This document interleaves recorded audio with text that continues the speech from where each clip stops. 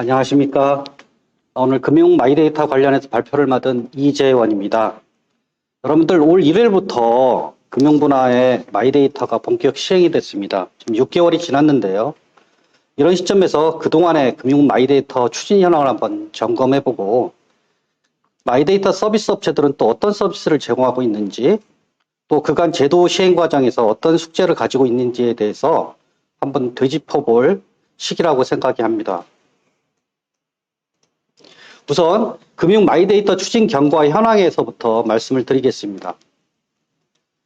금융 마이데이터 말씀드리기 전에 간략한 마이데이터가 뭔지 한번 설명을 좀 드려볼게요. 여러분 저도 갤럭시 와치를 차고 있지만 제가 뛰고 달리고 또 식단을 조절한 나의 소중한 데이터들, 이 데이터들이 이 갤럭시 와치를 만든 기업인지 통신업체인지 아니면 소프트웨어 업체인지 누가 제 데이터들을 가지고 있을까요? 또 그동안 3천만 명이 넘게 가입한 우리 싸이월드 그동안 서비스도 중단이 됐는데 제 개인 데이터들 다 어디에 갔는지 궁금합니다. 이렇게 기업들이 개인 데이터를 활용해서 다양한 비즈니스를 추진하는 동안에 정작 중요한 우리 정보 주체인 개인들은 무조건 동의하십니까 하면 무조건 예예 이렇게 누르고 자기 데이터가 어디 간지 알 수가 없었습니다. 제 데이터인데 주인이 제가 아닌 것이죠. 이런 반성에서 마이데이터가 이제 탄생이 됐는데요. 많은 마이데이터의 정의 속에 제가 가장 마음에 드는 것들이 이 과학기술정보통신부에서 정의를 했더라고요. 마이데이터는 내 데이터 내 뜻대로 나의 데이터의 주인이란 뜻이 이제 내포되어 있는 거죠. 그래서 가장 중요한 것은 개인 데이터의 접근, 활용, 이동 등에 대해서 개인이 결정 및 통제권을 가지는 게 굉장히 중요합니다. 또 기업들은 이런 데이터들을 쉽게 접근할 수 있도록 제공해야 되고요. 그다음 이런 데이터들이 자유롭게 이동되고 활용해야 된다는 것이 마이데이터의 원칙입니다. 그럼 간략하게 금융 분야 마이데이터 추진 경과를 국내적으로 한번 살펴보겠습니다. 2013년에 미국 국가안보국의 직원이었던 스노우든이 폭로를 합니다. 페이스북이나 구글에서 인터넷을 통해서 개인정보를 이렇게 많이 수집하고 있다는 것이 폭로가 돼서 세상에 알려지면서 이제 유럽이나 중국, 러시아에서 난리가 났었죠. 특히 이런 데 또 핀란드에서는 데이터 주권은 개인에게 있다는 시민운동이 또 일어나고 있습니다. 이런 거에 자극받아서 2016년에 EU에서는 개인정보보호법을 제정을 했고요. 이때 개인에 대한 데이터 청구, 열람, 삭제, 정종, 그다음 이동권 등 정보에 대한 자기결정권, 통제권을 반영을 합니다. 또 기업에 대해서 이 시스템을 구축해야 되고요. EU는 한 발 더 나가서 지급결제 시스템을 또 개정을 합니다. 그래서 금융 분야의 데이터 이동권을 도입을 했고요.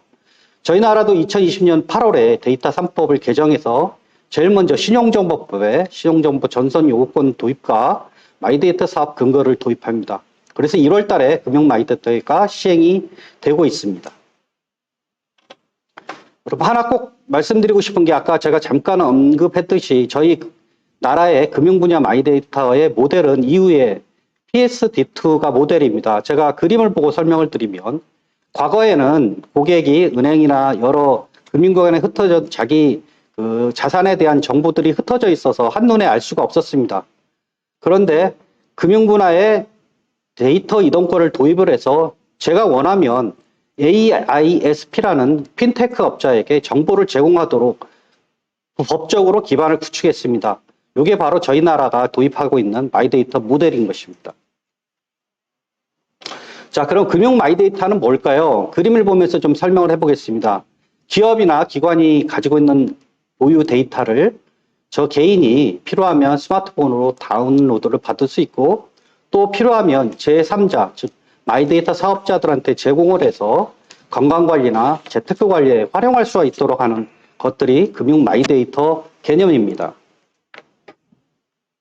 그럼 구체적으로 또 현황을 알아볼까요? 지금 현재 마이데이터 사업자들은 총 45개사가 서비스 중이고 55개 기업이 라이센스를 받고 있습니다. 왼쪽 표를 보시면 은행, 보험, 금융, 투자, 카드 대부분의 금융회사들이 참여를 하고 있고요. 그 다음 비금융기관의 빅테크나 핀테크 기업들도 참여를 하고 있습니다. 마이데이터 사업자들에게 정보를 의무적으로 제공하는 금융회사들, 이런 정보 제공자 수도 약 200개 이상에 달하고 있습니다. 제일 중요한 게 그러면 어떤 정보를 제공하냐 이건데요. 정보 제공 범위가 저희 나라의 금융 마이데이터 사업이 가장 세계적으로 넓은 수준입니다. 이유는 금융정보, 호주도 마찬가지고요. 영국은 9개 은행만 주로 이런 데이터들이 왔다 갔다 하는데, 표를 보시면 저희는 은행보험, 증권, 카드 등 금융권 정보는 물론이고 전자금융의 결제 주문 내역이나 통신의 통신료 납부, 공공기관의 신용정보까지도 다 정보 제공이 돼서 종합적인 본인의 자신의 자산 관리를 할 수 있도록 그렇게 정보가 제공되고 있습니다. 전자금융업체는 네이버페이, 카카오페이, 쿠팡페이 등 페이 업체라고 보시면 될 것 같습니다. 다음 중요한 게 정보 제공 전송 방식인데요. 과거에는 스크린 스크래핑 방식으로 전송을 했었는데요. 보안성이 뛰어난 API 방식으로 정보 제공을 의무화했습니다. 또 소비자들을 보호하기 위해서 다양한 소비자 보호 장치를 강구해서 마련을 했는데요. 자세한 사항은 나중에 자료를 참고하시기 바랍니다.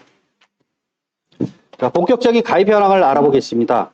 지금 4월 4일자 현재로 발표된 자료가 이제 최근 자료가 요건데요. 약 2,600만 명이 가입을 하고 있다 그럽니다.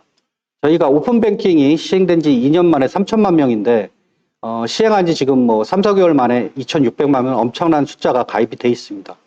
근데 궁금한 거는 어떤 마이데이터 사업자한테 그 마이데이터를 가입을 했는지 물어보니까 42%가 핀테크나 정보기술업체, 빅테크와 핀테크 기업체에 가입을 했고요. 은행이나 저축은행 28%, 카드 등의 25%, 증권이나 보험 등의 5% 가입을 했습니다.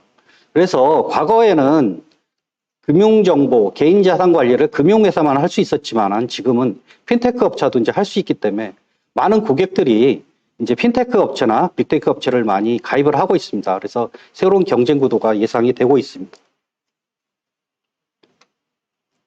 마이데이터 인지도를 물어보니까 75%는 어느 정도 알고 있다 그러고요. 25%는 아직 전혀 모른다고 대답을 하고 있습니다.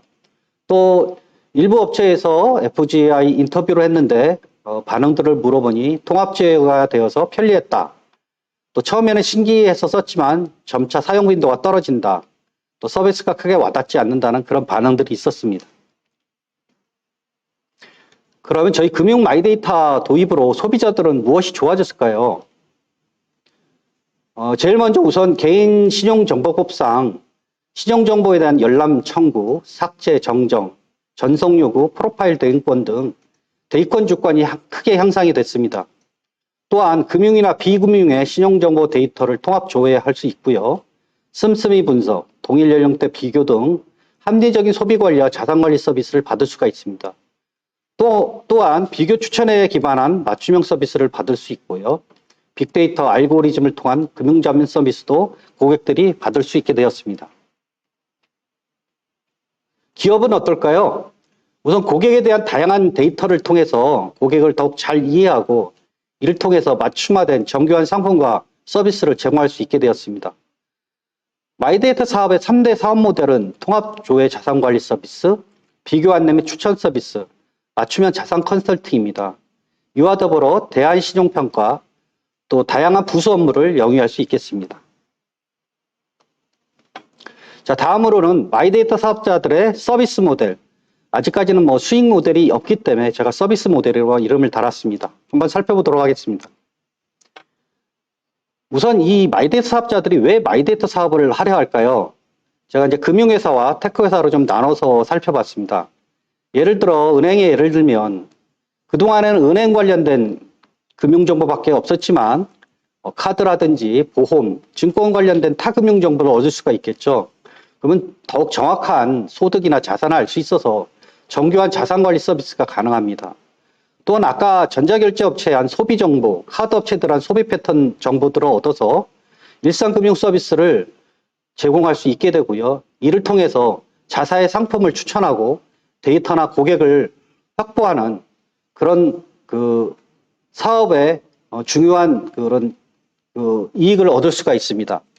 다음 테크 회사들 같은 경우에는 네이버나 카카오 예를 들까요? 검색이나 커뮤니케이션에 원래 기반을 뒀지만 그동안 금융 관련 정보가 없었지만 자산이나 소득 관련 데이터를 얻게 되니까 일상 자산 관리 서비스 도입이 되고요. 또한 또 카드라든지 결제업체에 대한 소비 패턴 정보를 얻어서 더욱 다양한 일상생활 서비스를 제공할 수 있습니다. 이를 통해서 본업을 더욱 강화하고 금융상품 판매 정보 등 부수 업무 영위가 가능합니다. 업종별로 살펴보겠습니다. 은행은 그동안에도 자산관리 서비스를 해왔습니다. 하지만 데이터가 더 충분해졌기 때문에 더욱 정교한 자산관리 서비스를 할 수 있고요.